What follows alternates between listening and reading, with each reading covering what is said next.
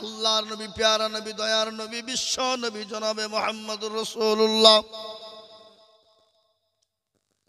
তুমি আমার দুনিয়া থেকে যেদিন বিদায় হয়ে যাবে, প্রচন্ড মাথায় যন্ত্রণা, প্রচন্ড যন্ত্রণা সহ্য করতে পারে না। প্যারা নবী মা আয়েশা রাদিয়াল্লাহু তাআলা আনহার উপর মাথা দিয়ে শুয়ে আছে রে বাপ। বিশ্ব নবী আয়েশাকে বলেন, আয়েশা এটা কোন টাইম? বলে নবী গো এটা আসরের টাইম। বলে আয়েশা একটু মসজিদে নববীর দিকে মাথাটা উঁচু করে দাও। বিশ্ব নবীর মাথাটা উঁচু করা হয়ে গেল। নবী বলেন, আয়েশা একটু মাথাটা তুমি নিচু করে দাও রে আয়েশা। মাথাটা যখন নিচু হয়ে গেল, বিশ্ব নবীর দুই চোখের কোণ দিয়ে গড় গড় গড় গড় করে পানি ঝরে যায়। নবীকে বলছেন মা আয়েশা বলেন, ইয়া রাসূলুল্লাহ, ও আল্লাহর হাবিব, আপনার চোখে পানি কেন একটু দয়া করে বলুন। আল্লাহর নবী বলেন, আয়েশা এই পানিটা আমার সুখের পানি, দুঃখের নয়। বলে নবী গো সুখের পানি আবার হয় নাকি? বলে ইয়া রাসূলুল্লাহ সুখের পানি আবার হয় নাকি? আল্লাহর নবী বলেন, আয়েশা রে কখনো কখনো সুখের হয়ে যায়। বলে নবী গো ফজিলতটা বুঝতে পারলাম না। বিশ্ব নবী বলেন, ও আয়েশা এ নামাজকে কায়েম করতে গিয়ে তায়েফের ময়দানে রক্ত দিলাম, উহুদের প্রান্তে মার খেলাম, বদরের প্রান্তে মার খেলাম। কাফের বেঈমানের দলেরা আমার পিঠের উপর উটের ভুঁড়ি চাপিয়ে দিল। খালি ওটা নয়, কাফের বেঈমানেরা আমি নবীকে পেছন থেকে গলায় গামছা দিয়ে এমন করে জোরে টান মেরেছিল, আমি নবী আমার গলার থেকে জিহ্বাটা বের হয়ে গিয়েছে। আজকে সেই মুসলমান নামাজ আদায় করে না, নামাজও পড়ে না।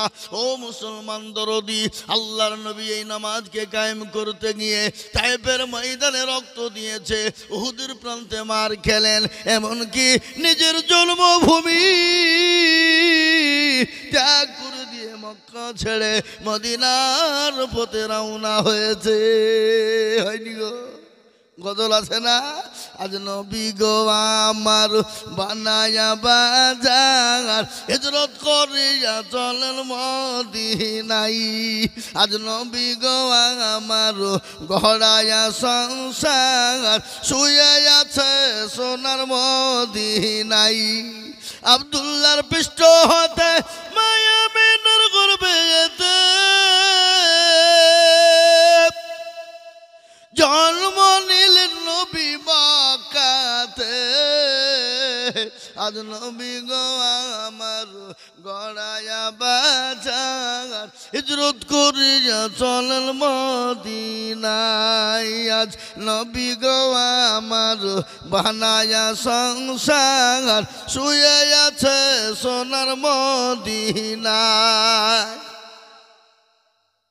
নবী বলে হযরত আলী আছে বিছানা খালি, নবী বলে হযরত আলী আছে বিছানা খালি, আমার বিছানায় শুয়ে যাও। আজ নবী গো আমার ঘোড়ায়া বাজার, হিজরত করিয়া চলেন মদিনায়।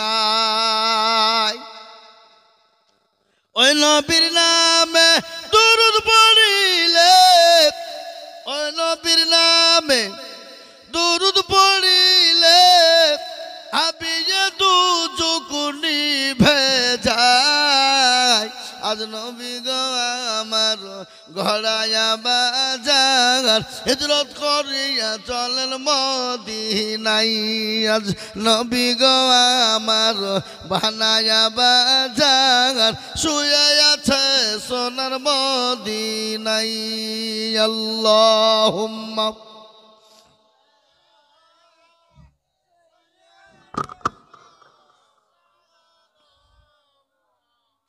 জোরে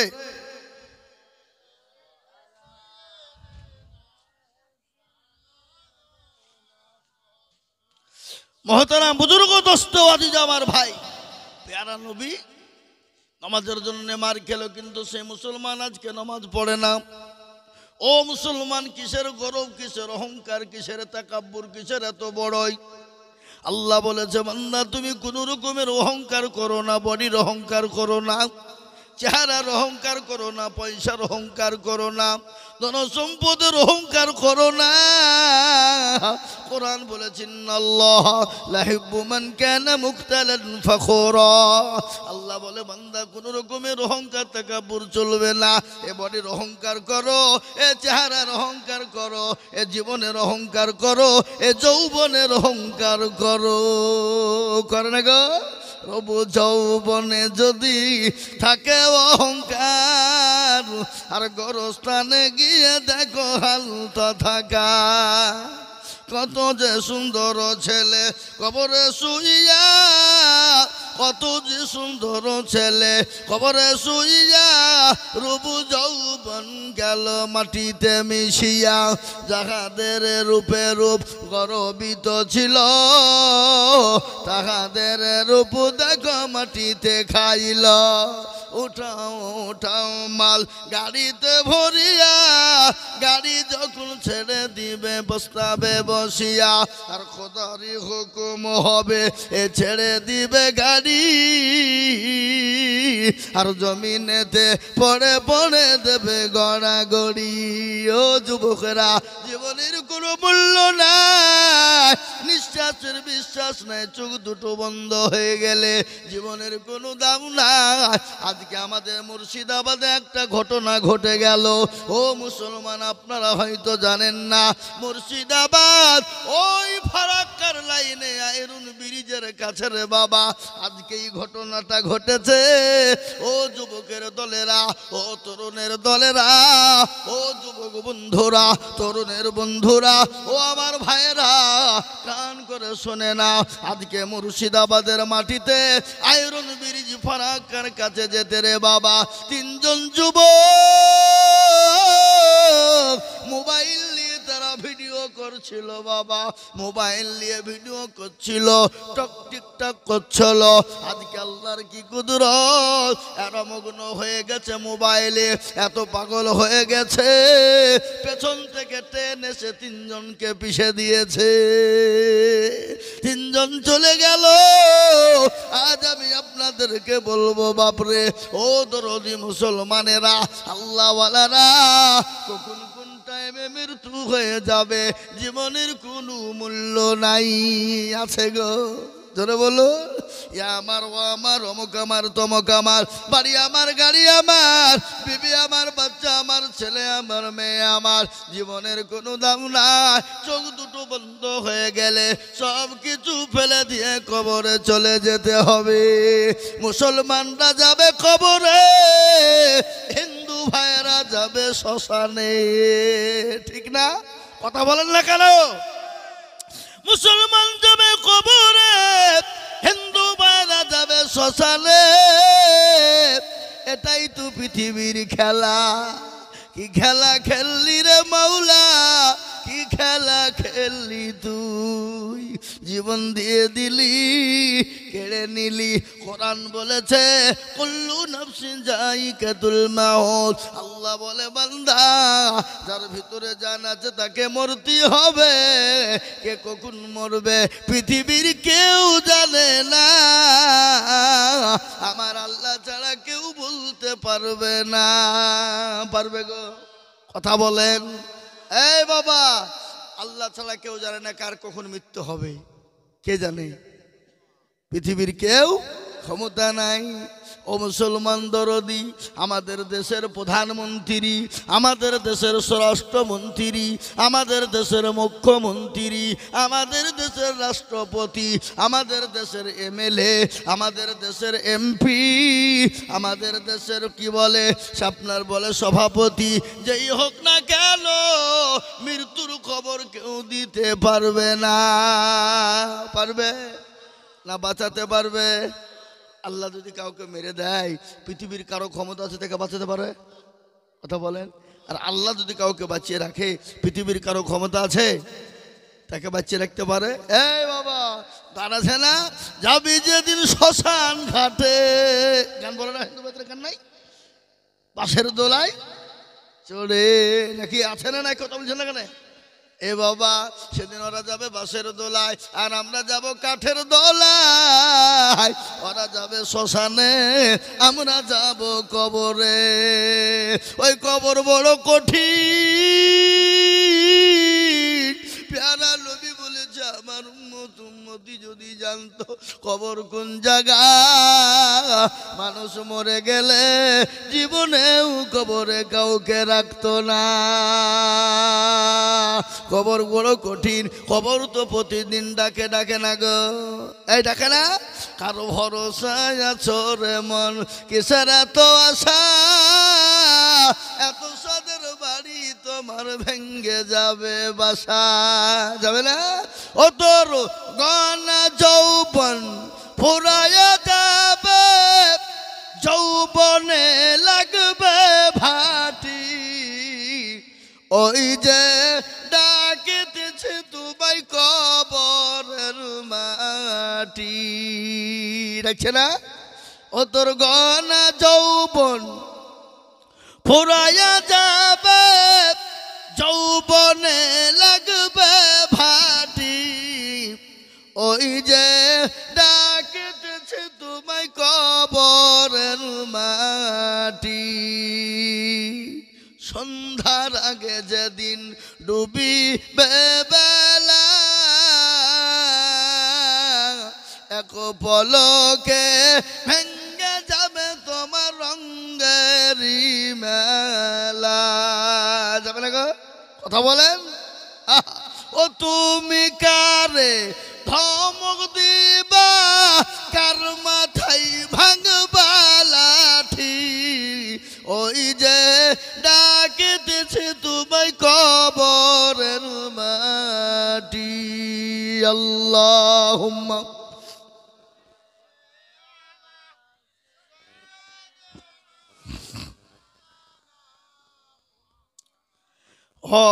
হলালি শাইয়া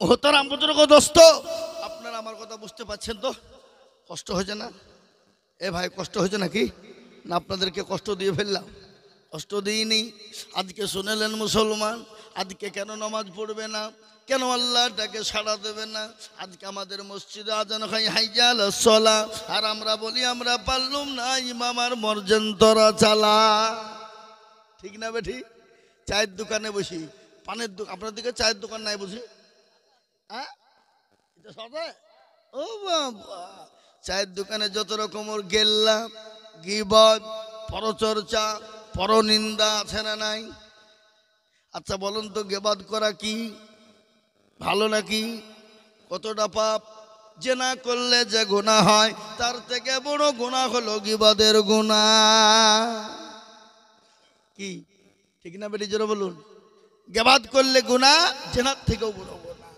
কিন্তু আজকে মুসলমান কেন নামাজ পড়বে না বলুন তো এমন কোন মুসলমানের বাড়িতে দ্বিতীয় কোনো কাপড় আছে না নাই একটাই কাপড় নাকি আচ্ছা বলুন তো এমন কোন মুসলমান আছে তার বাড়ি খাবার হয় না কথা বলেন কিন্তু সাহাবাদের বাড়িতে খাবার ছিল না সাহাবাদের বাড়িতে পোশাক ছিল না কিন্তু জীবনেও তাদের কোনোদিন নামাজ কাজা ছিল না ছিল গো আল্লাহ নবীর একজন সাহাবা যার নাম আবু আইয়ুব আনসারী রাদিয়াল্লাহু তাআলা আনহু তিনি নবীজির পিছনে প্রতিদিন নামাজ পড়ে আর মসজিদ থেকে বেরিয়ে যায় সাহাবারা বলেন নবী গো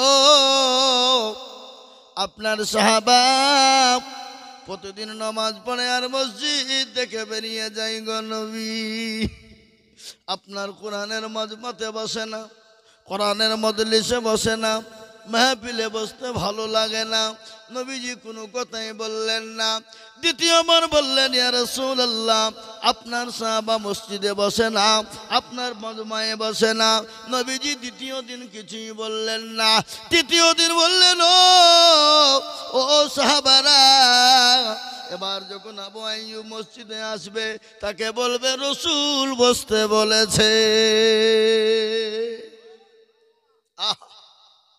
ফজরের আজান হয়ে গেল কে আজান দিছে হযরতে বিলাল বিলালের আযান শোনার সঙ্গে সঙ্গে মসজিদে নববীতে ভর্তি হয়ে গেল, সাহাবারা জমে গেল। আল্লাহর নবী এলেন, নবীজি তিনি ইমামতি করেছেন, তিনি তো ইমাম। বিশ্ব নবীর পিছনে সাহাবারা নামাজে দাঁড়িয়ে গেলেন। আল্লাহর নবী সালাম ফিরে দিলেন। হযরত আবু আইয়ুব তিনি মসজিদ থেকে বেরিয়ে চলে যাবে। সাহাবারা বলে, নবী গো, নবীর সাহাবা, তুমি বসে যাও, আল্লাহর হাবিব তোমাকে বসতে বলেছে। তিনি বসে গেলেন। বিশ্ব নবী দয়ার নবী মুহাম্মদুর রাসূলুল্লাহ নামাজ দোয়া ফারে হয়ে গেল। সাহাবাদেরকে জমে বসতে বললেন, সমস্ত সাহাবারা বসলেন। আল্লাহর নবী আবু আইয়ুবকে ডেকে বলেন, আবু আইয়ুব রে, আজকে তোমাকে একটা কথা জিজ্ঞাসা করব, বলো আবু আইয়ুব, তুমি কোরআনের মাহফিলে কেন বসো না? আমার মাজমাই বসো না, কি হয়েছে তোমার বলো? এই কথা যখন বলা, নবীর সাহাবার চোখ দিয়ে ঝরঝর করে পানি ঝরে যায়। আমার নবী বললেন, ও সাহাবা, আমি তো তোমাকে ধমক দিইনি, আমি তো তোমাকে গালি দিইনি, আমি তো তোমাকে জোরে কথা বলিনি, আমি তোমাকে কটু কথা বলিনি, কেন তুমি কান্না করলে বলো? আচ্ছা বলুন তো, নবীজি কত বছর বেঁচে ছিলেন? জোরে বলুন। 63 বছরের জিন। ভাই মাইকটা একটু চাপটা বেশি দিতে হয়েছে, দেখো তো, আওয়াজটা একটু ফুলাতে হবে, চাপ লাগছে বেশি। বিশ্ব নবী 63 বছর জিন্দেগিতে বেঁচে ছিলেন। 63 বছরের মধ্যে কোনোদিন কাউকে গালি দিয়েছে শুনেছেন? কথা বলেন। নবীজি কোনোদিন মিথ্যা কথা বলেছেন শুনেছেন? নবীজি কোনোদিন কাউকে চড় মেরেছে শুনেছেন? বিশ্ব নবী কোনোদিন কাউকে জড় ধমক দিয়েছে শুনেছেন? বিশ্ব নবী কোনোদিন কারোর সঙ্গে চিটারি করেছে শুনেছেন? বিশ্ব নবী কারোর মাল আত্মসাৎ করেছেন শুনেছেন? বিশ্ব নবী 63 বছরের জিন্দেগিতে কোনোদিন কারোর সঙ্গে খারাপ ব্যবহার করেনি। ও মুসলমান, আমেরিকার একজন লেখক, কি নাম তার, উইলিয়াম হার্ট, একটা কিতাব লিখেছে, যে কিতাবটার নাম হলো দ্য 100। কি 100? জোরে বলুন। দ্য 100, দি 100। 100 মনীষীর জীবনী তিনি লিখলেন। 100 মনীষীর জীবনী তিনি লিখতে গিয়ে দেখলেন বিশ্বের সমস্ত মনীষীর জীবনে কলঙ্কের দাগ আছে, কিন্তু একজন আর কলঙ্কের দাগ নাই, তিনি হলেন প্যারা নবী মুহাম্মদুর রাসূলুল্লাহ সাল্লাল্লাহু আলাইহি ওয়াসাল্লাম। সুবহানাল্লাহ। তিনি কোনোদিন, তিনি বললেন, তিনার কিতাবে লিখলেন। কিন্তু আমি আজকে আপনাদেরকে বলবো, বিশ্ব নবী 63 বছর কোনোদিন কাউকে চড় মারেনি, গালি দেয়নি, কারোর সঙ্গে মিথ্যা বলেনি। এরকম মানুষ পৃথিবীতে আর কোনোদিন কিয়ামত পর্যন্ত আসবে না। আসবে গো? জোরে বলুন। আসবে না। ও মুসলমান, শুনলেন আমার নবীর আদর্শ কত ভালো। আল্লাহ নবীর বিবি মা আয়েশা রাদিয়াল্লাহু তাআলা আনহাকে বলা হলো, ওগো উম্মুল মুমিনিন, আল্লাহ নবীর চরিত্র সম্পর্কে বলুন। মা আয়েশা বললেন, ওগো আল্লাহ নবীর সাহাবারা, কোরআন পড়েছো? বলে হ্যাঁ। কোরআনের ব্যবহার কেমন? বলে ভালো। কোরআনের চরিত্র কেমন? ভালো। বলে কোরআনে কোনো মিথ্যা আছে? বলে না।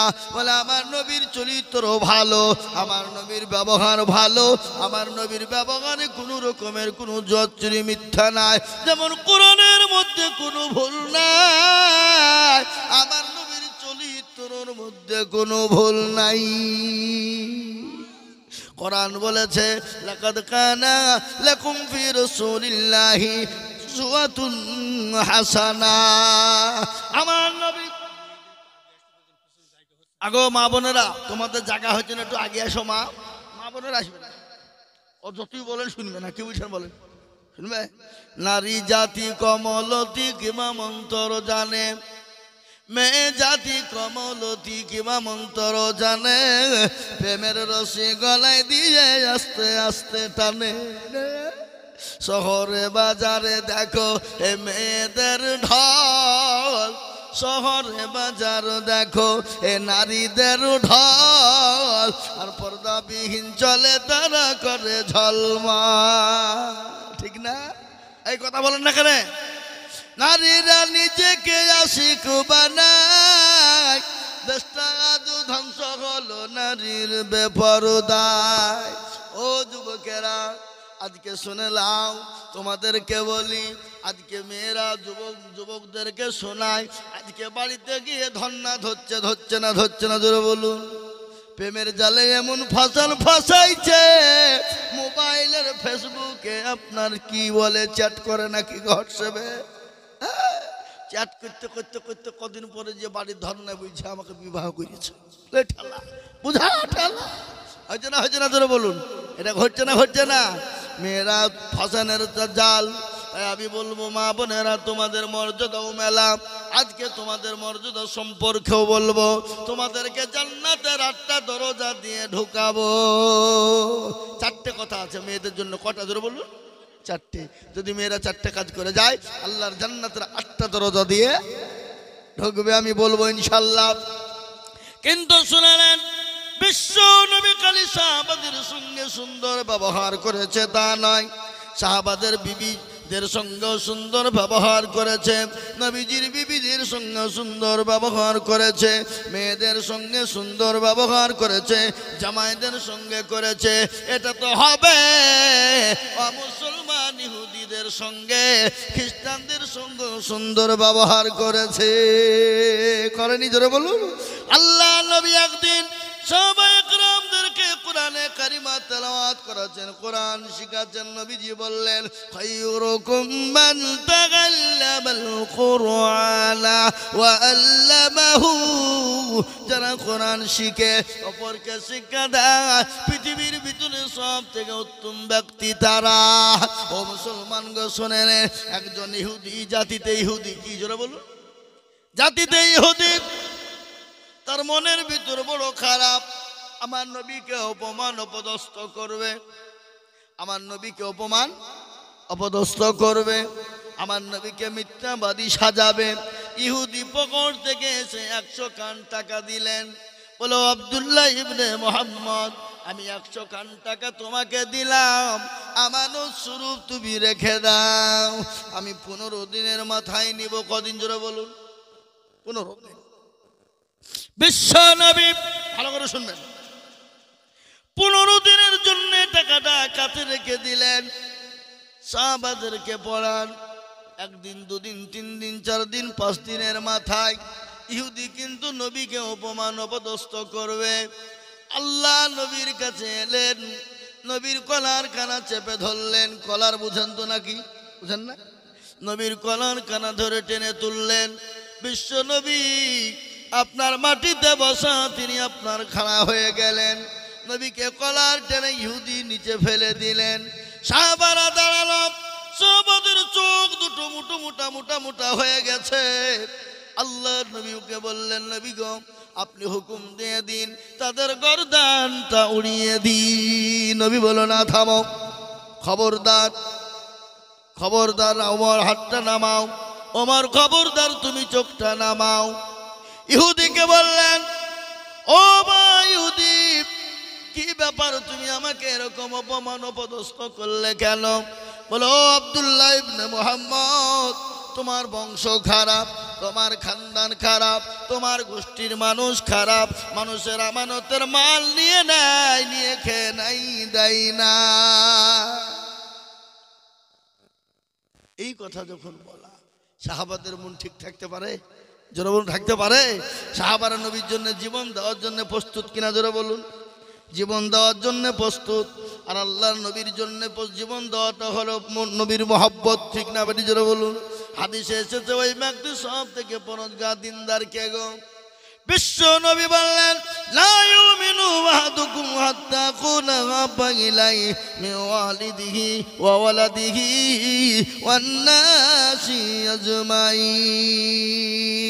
আমার নবী বলে গেলে ওই ব্যক্তি উম্মত সব থেকে পরহেজগার, যে তার বিবি বাচ্চা, জমি গাড়ি বাড়ি, টাকা পয়সা, ধন দৌলত, আল্লাহর নবী, আল্লাহর থেকে নবী কেন, আল্লাহ তার নবীকে নিজের জীবনের থেকে বেশি ভালোবাসবে। মুসলমান দরদি হযরত ওমর ওমরকে নবী বললেন, ওমর গো, যাও তুমি তাকে টাকা দিয়ে দাও। কিন্তু মন তো খারাপ, নবীকে অপমান আরো করবে। সঙ্গে সঙ্গে বলল, আমি তো টাকা নিব না। বলে, কি নিব? অফ সিজনে খেজুর চাইলো, সে সময় খেজুর নাই। খেজুর দাও, আমি খেজুর নেব। আল্লাহ নবী বললেন, অফ সিজনে তোমাকে খেজুর কোথা থেকে দেব?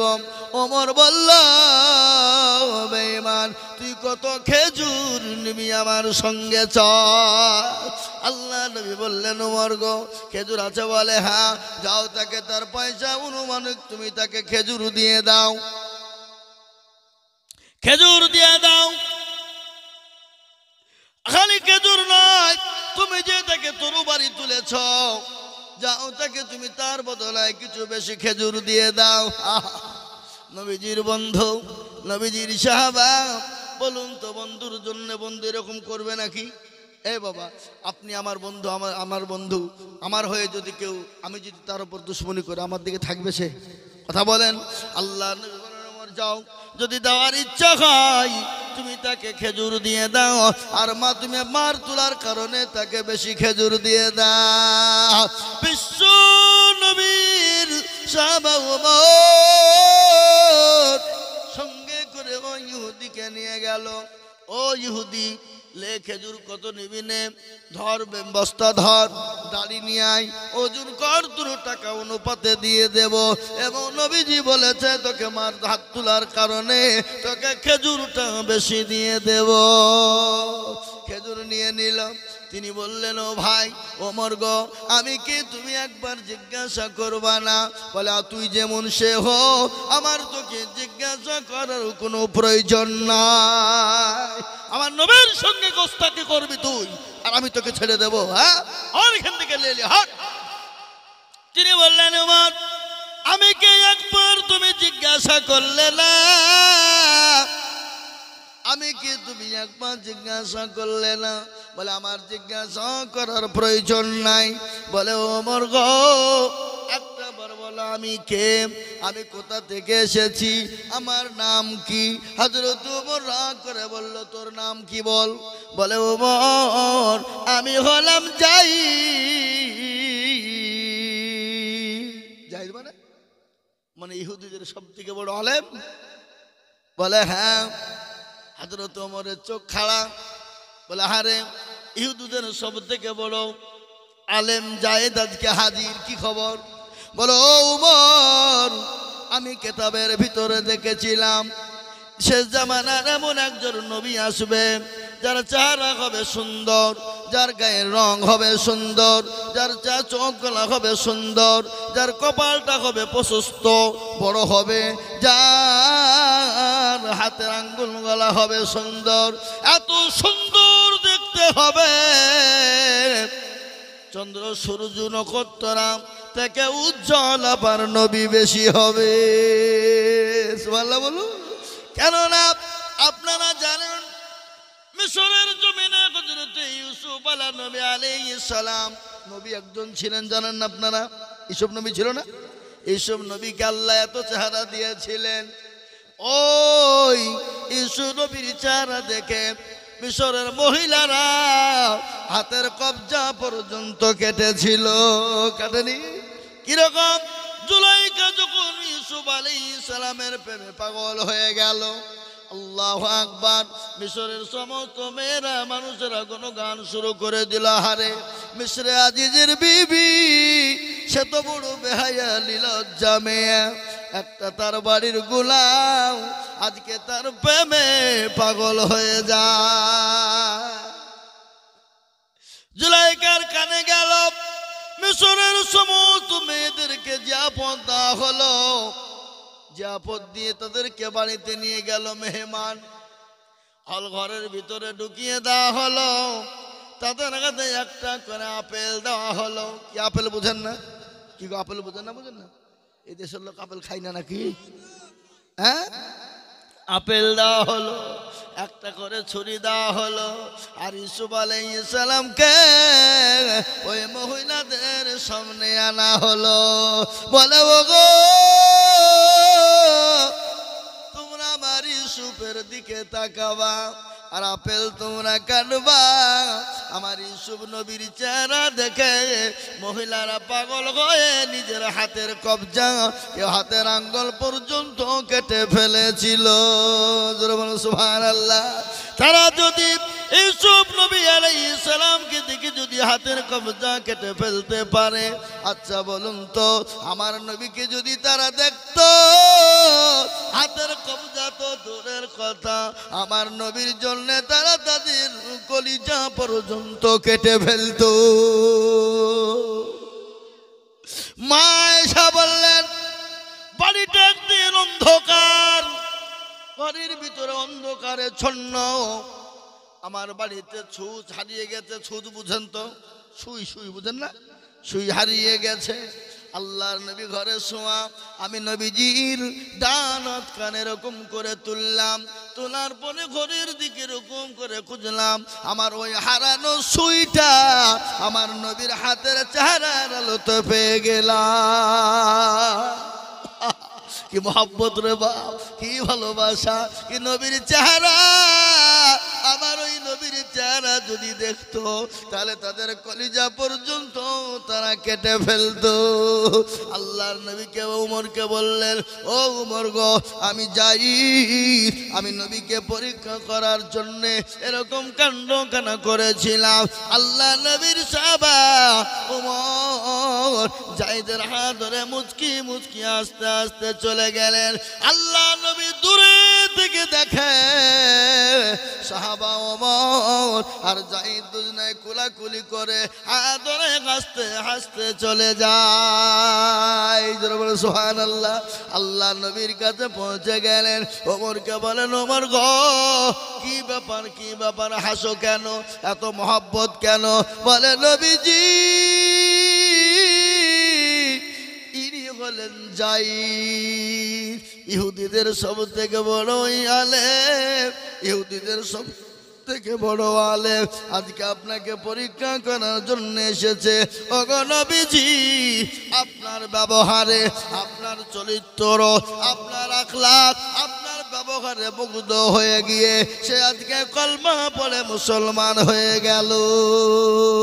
সুবহানাল্লাহ বলুন। আজ আমি বলবো, ও মুসলমানেরা, আজকে আমাদের আদর্শ যদি নবীর আদর্শে আদর্শিত হতো, নবীর ব্যবহারে ব্যবহার হতো, নবীর কালচারে কালচার হতো, নবীর আদর্শ আদর্শিত হতো, আজকে আমাদেরকে অন্য ভাইরা কোনোদিন গালি দিত না, অন্য ভাইরা আমাদেরকে মারত না, অন্য ভাইরা আমাদের ওপর জুলুম করত না। আজকে নবীর আদর্শ কত ভালো, আর নবীর আদর্শে আদর্শিত যারা তারা কোনোদিন নামাজ ছেড়ে দেবে না, নবীর আদর্শে আদর্শিত যারা তারা কোনোদিন আল্লাহকে ছেড়ে দেবে না, নবীর আদর্শে আদর্শিত যারা তারা কোনোদিন মানুষের মাল চুরি করবে না, নবীর আদর্শ আদর্শিত যারা তারা কোনোদিন মানুষের মাল চুরি করে খাবে না, কাউকে গালি দেবে না। ও মুসলমানেরা, নবীর আদর্শ আদর্শিত যারা মানুষের হক মেরে খাবে না, খাবে গো, কথা বলেন, খাবে। নবীর আদর্শ আদর্শিত হবে যারা, বাদশাহ হবে যারা, ন্যায় পরায়ণ বাদশাহ হবে তারা। দিল্লির সম্রাট, শুনেন ভালো করে, গেল দোয়া করে দেবো নাকি বলি, দিল্লির সম্রাট কি নাম তার? বাদশাহ জাহাঙ্গীর রহমতুল্লাহ আলাইহি। কি নাম ধরে বলুন? দিল্লির সম্রাট বাদশাহ জাহাঙ্গীর রহমতুল্লাহ আলাইহির একটা ঘটনা মনে হয়ে গেল, বলি না বলবো না? বাদশাহ জাহাঙ্গীর রহমতুল্লাহ আলাইহির একটা ঘটনা শুনুন। মুসলমানরা কত ভালো, মুসলমানদের আদর্শ কত ভালো, নবীর আদর্শ আদর্শিত হবে যারা তারা হবে ভালো, নবীর মহাব্বতে মহাব্বতে হবে যারা তারা হবে ভালো, নবীর প্রেমিক হবে যারা তারা হবে ভালো। বাদশাহ জাহাঙ্গীর একদিন বাড়িতে নেই, তিনি কোথায় ঘুরতে গিয়েছেন? তিনার বিবি নূরজাহান, কি জোরে বলুন, কি নাম? নূরজাহান। বাড়িতে একাই, ভালো লাগে না, বাড়িতে বসে বসে তীর ধনুক চালাচ্ছিল। তীর ধনুক বুঝেন তো? কি গো বুঝেন না জোরে বলুন। তীর ধনুক, কিন্তু ঘটনাটা শুনেলেন, তীর ধনুক চালাতে গিয়ে তীর কানা টপকে গেল। ঘরের প্রাচীর ছিল, প্রাচীর টপকে গেল। আর ওই প্রাচীরের পাশেই ছিল পুকুর। পুকুর বুঝেন না জোরে? ওয়ালালে শাইয়া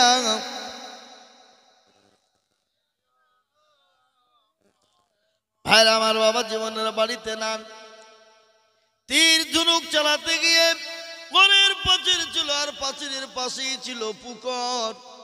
মুসলমানরা কত ভালো, মুসলমানের আদর্শ কত ভালো, মুসলমানের নবী ভালো, মুসলমানদের নবীর আদর্শ কত ভালো।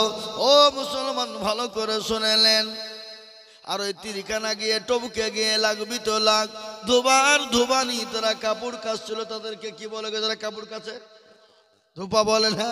ধোপার ধোবানি কাপড় কাচছিল। আর ওই তীরখানা টপকে গিয়ে লাগবি তো লাগ। ধোবানিকে, ধোবানির স্বামীকে লেগে যায়, তাতে ধোবানির স্বামী মারা যায়। ধোবানি বললেন, এ আমার গড, এ আমার প্রভু, এ আমার প্রভু, এ আমার গড, এ ভগবান, আমার স্বামীকে কে কেড়ে নিল, আমার স্বামীকে কে মেরে দিল। কান্নাই ভেঙে গেল। দেশের মানুষ একে একে একে একে একে একে একে একে জমা হয়ে গেল। বিশ্ব নবী, দয়ার নবী, আদর্শ শিশু বাচ্চা জাহাঙ্গীর, তিনি বাড়ি এলেন। আর ওই ধোবানির স্বামীকে পুকুর থেকে উঠানো হলো। উঠানোর পর তীর কানা টেনে বের করা হলো। তীর বের করে দেখছে তীর তো অন্য কারো নয়, এ তীরটা হলো বাদশা জাহাঙ্গীরের তীর। কার তীর? বাদশা জাহাঙ্গীর। চলো বাদশার কাছে যাই, তোর কাছে বিচার করা হবে। বিচার হবে, বিচার না হবে। বিচারের জন্য চলে গেলেন। বাদশা জাহাঙ্গীরকে বলো, বাদশা জাহাঙ্গীর, ওগো বাদশাহ, আমাদের বাদশাহ, আজকে আপনার কাছে একটা বিচার এনেছি। বিচার যদি আপনি সঠিক করে দেন, তাহলে জানবো মুসলমানরা ভালো, মুসলমানদের আদর্শ ভালো, মুসলমানদের নবী ভালো, মুসলমানদের নবীর আদর্শ ভালো। আর যদি বিচার যদি সঠিক না হয়, তাহলে জানবো মুসলমানরা খারাপ, মুসলমানদের আদর্শ খারাপ, মুসলমানদের নবী খারাপ, মুসলমানদের নবীর আদর্শ খারাপ। বলে কি বিচার? বলে এই তীরখানা আপনি চিনেন? বলে হ্যাঁ। এ তীর তো আমার কোথায় পেলে? বলে ওগো বাদশাহ, এ তীরের দ্বারাতে এ ধোবানির স্বামীকে লেগে মারা গেছে। আপনাকে আসামি খুঁজে বের করে যার সঠিক বিচার করে দিতে হবে। বাদশা জাহাঙ্গীর বলল, তাই তো, এ তীর তো আমার, আর আসামিকে আমি কখন কোথায় পাবো? কে মেলো, কে মেরে দিয়েছে, আমি কাকে খুঁজবো? আন্দাজে আসামি খুঁজে পাওয়া যাবে? জোরে বলুন, পাওয়া যাবে? যদি আসামি বড় বিপদে পড়ে গেল, এবার যদি আসামি আমি বের করে না দিয়ে বিচার না করি, নবীর আদর্শ খারাপ হবে, মুসলমানদের আদর্শ খারাপ হবে, মুসলমানদের সব আদর্শ খারাপ হয়ে যাবে। সঙ্গে সঙ্গে তিনি বললেন, কি বললেন? আচ্ছা তোমরা যাও, আমাকে আসামি খুঁজে বের করতে দাও, অমুক দিন অমুক টাইমে তোমরা হাজির হবে। দলে দলে ধোবানির মানুষেরা চলে গেল। বাদশা জাহাঙ্গীর রহমতুল্লাহ আলাই তিনি বড় চিন্তায় পড়ে গেলেন। ইয়া আল্লাহ, এ আমার রব, এ আমার খোদা, এ আমার আল্লাহ, তুমি তো সমস্ত জিনিসের মালিক। ইউসাব্বিহু লিল্লাহি মা ফিস সামাওয়াতি ওয়া মা ফিল আরদ, তুমি আসমান জমিনের মালিক। ওগো আল্লাহ, তোমার কাছে কোনো জিনিস লুকায়িত নাই, আমাকে আসামি খুঁজে বের করে দাও। আর আসামি যদি আজকে না পায়, তাহলে আজকে মুসলমানদের আদর্শ খারাপ হয়ে যাবে।